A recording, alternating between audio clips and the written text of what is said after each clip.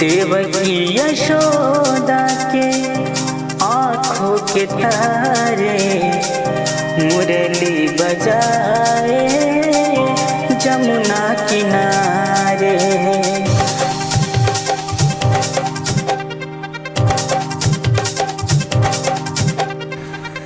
देवकी यशोदा के आँखों के तारे मुरली बजाए जमुना किनारे। दिन दुखियों के सबके सहारे चीर चुराए जमुना किनारे।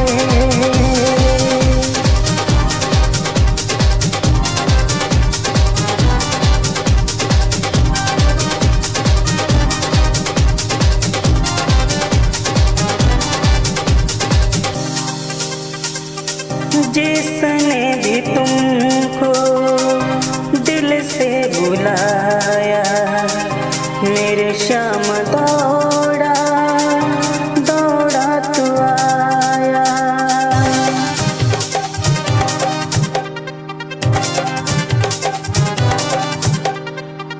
जिसने भी तुमको दिल से बुलाया मेरे श्याम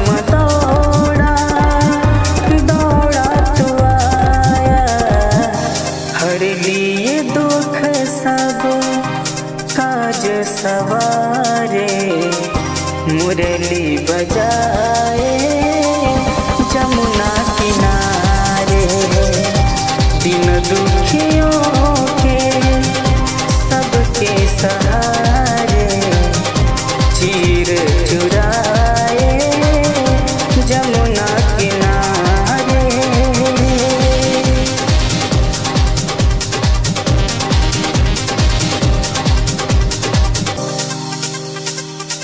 हम सब मूरख है अज्ञानी कदम कदम